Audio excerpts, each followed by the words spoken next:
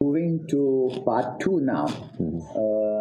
Kapoor Saab, I would be happy to know your recommendation. What teachers of what law subject should be associated with introducing legal search engine to the students in a law school? What would you like to say? I personally feel it's like the medical profession.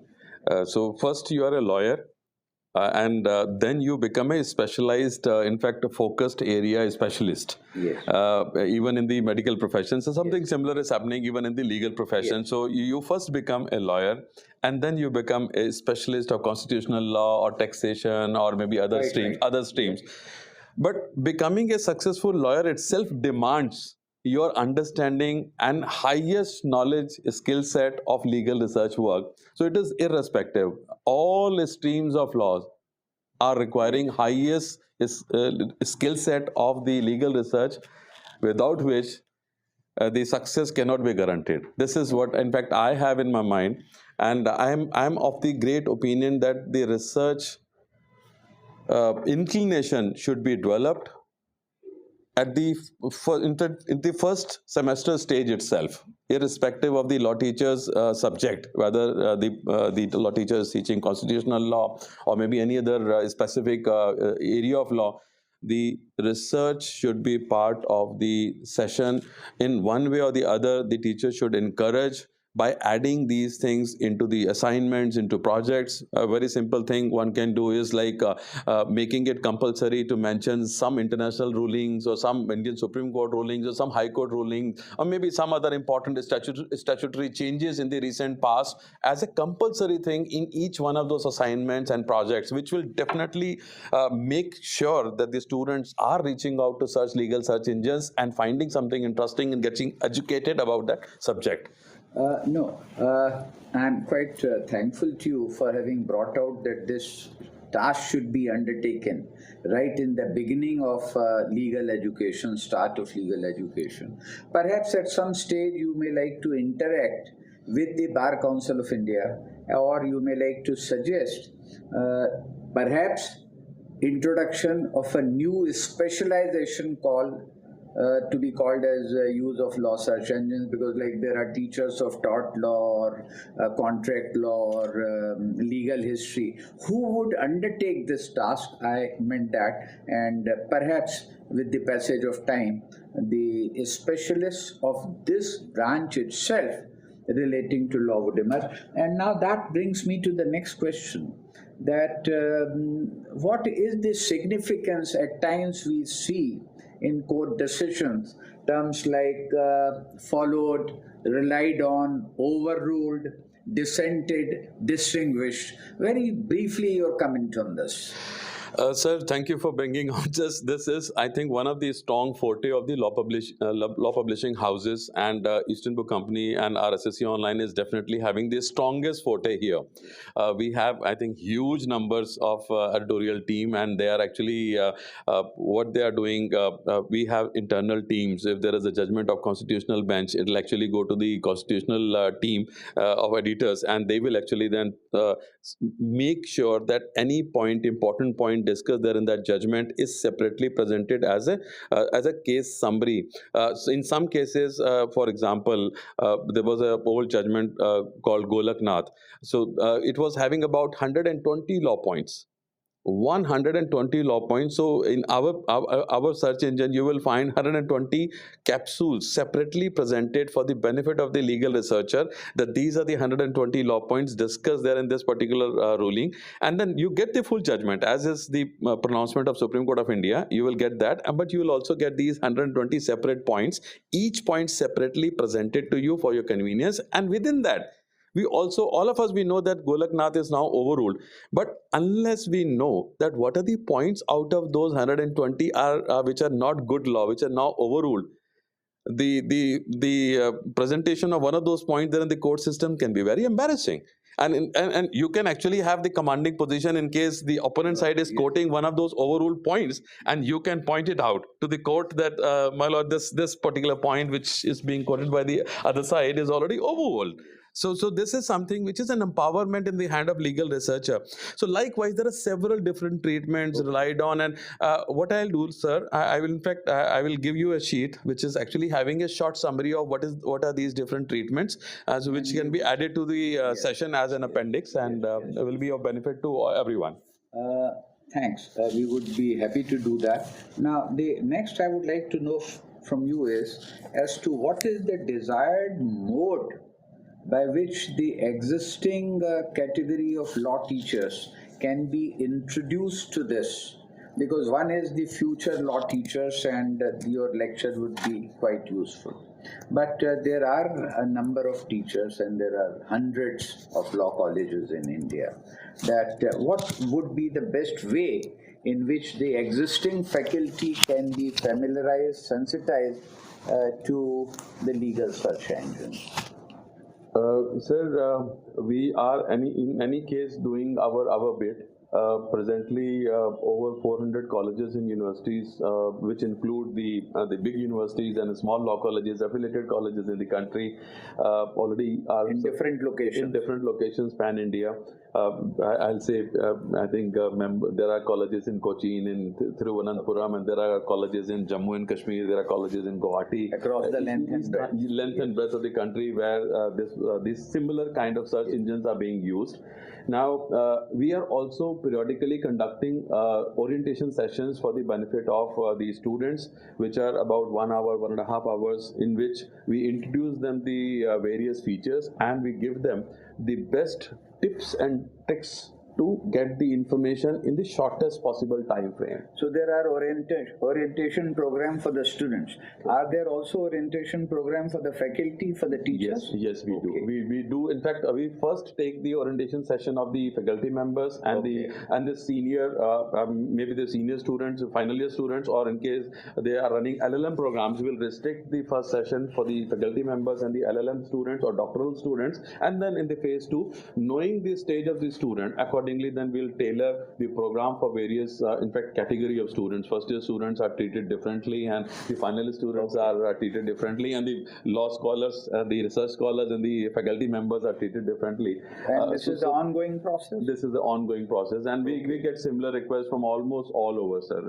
And we are privileged to actually getting the invitation calls from many universities, even national law schools, to take the introduction session for introducing the legal research tools, especially SCC Online and Hein Online, to these students, and I'm sure these are immensely beneficial for the students. Hugely beneficial for the legal profession per se in India. Now, I have a very basic question that comes to my mind is that how can an average law student afford, financially afford, an access to these search engines? Because this, what you would reply to this would be very intently heard, and it would be of interest to the law students. First of all, most, I think, law publishing houses like ours, we do not actually want students to invest their money for such tools, because we understand their limitations. The responsibility of this is, I think, with the academic institution. So most of these subscriptions are taken by the academic institutions, and the academic institutions are paying on behalf of the students and faculty members, and virtually they are getting the access, and the students also now get off-campus access. This is something which is, in fact, also adding further liberty of the, in fact, to the student, that they can actually use it outside the campus as well, which was not the case before the pandemic. And this is coming to an end. That earlier, if the research volume was, let's say, X, and the student was there in the campus for 8 hours, now the same legal research tool access is available for him or her for 24 hours. So the statistics are actually giving us this result that the research volume has become 3 times, simply because the research tools are now available to them anytime, anywhere. Not just in the campus, they can actually use it outside the campus as well. I would like to just clarify my mind on this. Is this applicable only in relation to residential schools, or even in a normal law college, a student at home during the off-campus time make use of this? Sir, this is applicable for all academic institutions in the country. There are such similar tools available with which we can actually manage giving off-campus access to the students, irrespective of the fact whether the student is part of the residential university or a regular university where he is a day or she is a day scholar. So members can actually use it any time convenient to them, even while traveling, because they will have a username and password and they can have the access to not just in fact one or two subscriptions. They can actually have the access of the entire subscriptions, whatever subscriptions university has taken at the click of a mouse. So this is an amazing thing which has happened during the pandemic period. Moving on to a connected question, is there any other way in which your corporate is which has resorted to or taken steps to promote the use of ITs with regard to search engines in the law teaching domain or in the law studies domain? Sir, we make sure that whichever organization, academic institution is investing money. First of all, you had asked one question earlier that how much the student has to pay. Yes. So these academic institution subscriptions are in fact on great, in fact come on a great price. Okay. Just to give you an idea, for 10 subscriptions price, about 100 users are allowed. Okay. So it's coming at 1/10 of the price. Yes. So it's about 90% discounted. 90% discounted subscriptions are being used by masses, number one. Number two, any academic institution, when it is actually starting the subscription with us, yes, we are actually making sure that we are giving the training first to the faculty members, the research scholars, so that they become the mentors for the other students in the college, and the journey starts from there onwards. So the faculty is trained. Yes, faculty is trained to, in fact, and in fact, basically you have to make them comfortable as to how to get the required information in almost no time. Okay. And we have several, in fact, similar product features available in our product, and I'm sure most of the other legal search engines also will be claiming something like this. But our association, Eastern Book Company, is about, in fact, 80 years old, more than 80 years old now. We started our operations in 1942. So because of this long association with the same industry, law publishing, and the legal fraternity, we have this understanding of what is the requirement of a busy bar member, or what is the requirement of a law teacher, and what is the requirement of a judicial member. So having the clearer spectrum that these are their requirements, and their requirements can be met in case they use the product in this fashion. Accordingly, the features are developed so that the time can be saved. Yes, and it is convenient for use. It is very, very convenient to use. And coming back to this, you said how Eastern Book Company is, or SCC Online is making best use to change the spectrum of the legal profession. So there are three important components in this process. I feel academics is one part, and then the professionals, those who are working professionals in the court system, they are the second one, and then the judicial officers, the judges, honorable judges. We are having the access to all these three segments, and all these three segments we are trying to give them best orientation programs. We go and present in the colleges, we go and give the presentations in the bar associations. In fact, our company is feeling privileged that we are also associated with many bar associations of the country, which are actually having the subscriptions for the benefit of young bar members who immediately after graduating from the law colleges are unable to buy expensive legal research tools, and they want to use it, so their access is available in the bar association. So even there we are trying our bit, and the bar members can also request for training sessions, and we are conducting those training sessions in the bar associations. And similarly, judiciary, every year we conduct the orientation program for the judicial officers, state judicial officers, to give them inputs about the new content which is added in the recent past, the new features which are added in the recent past, so that the optimized use can happen and can benefit everyone. So this is my last question to you is that apart from the courts, apart from the law colleges, is this are these search engines also being used, say for example, by parliamentarian, legislators, or law enforcement, police, etc.? Yes, sir. Yes, sir. In fact, there is a big change in the last 1 decade that I've noticed.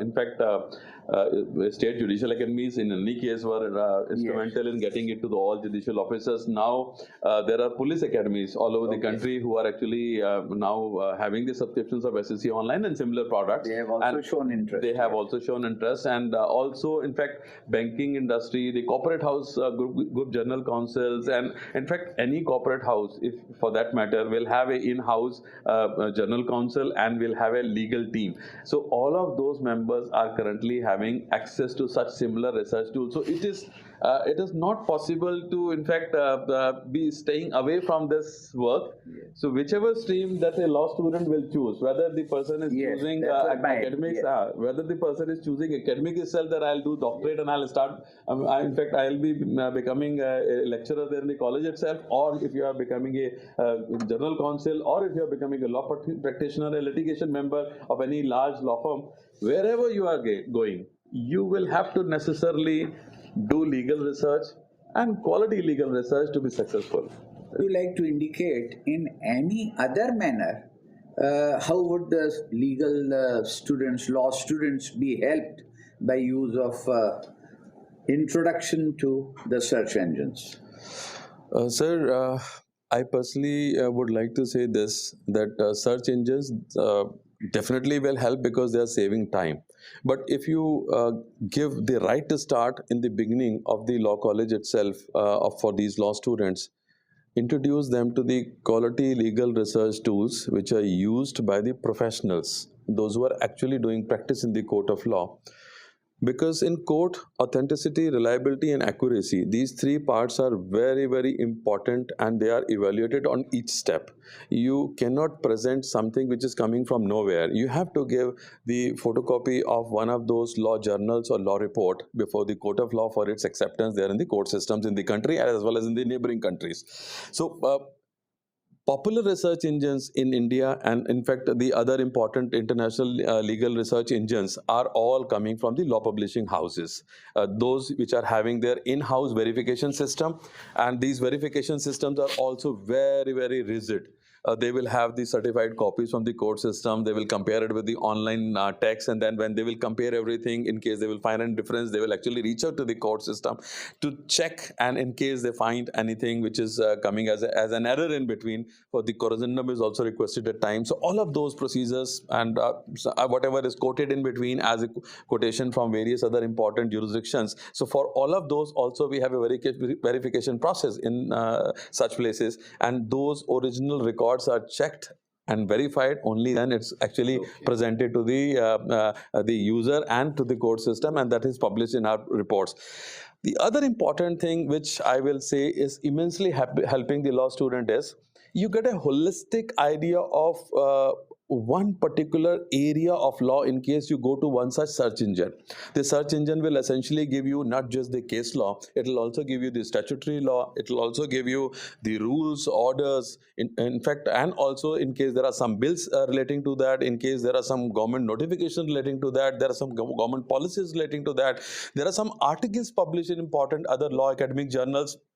All of those things information is available on a click of mouse. You have a subject index available in most of these important products. You have that subject index available. You can choose your area of choice, and then within that you can see all of this information collated in one place. What best is the information is automatically getting updated on a periodic basis. Every week, every 2 weeks, in case there is any important major change in the statutory law, even that change is also getting incorporated for the benefit of the student. The knowledge is you're getting updated on a daily basis, on a weekly basis, depending upon what is the periodicity with which that legal search engine is updating the information on various subjects. So you have on-demand running commentaries which are always updated. And the knowledge is always updated. Not only this, students can also register themselves for the newsletters, and they can actually periodically visit blogs. And in fact, there are so many other tools available on such legal search engines. You can create your own research folders.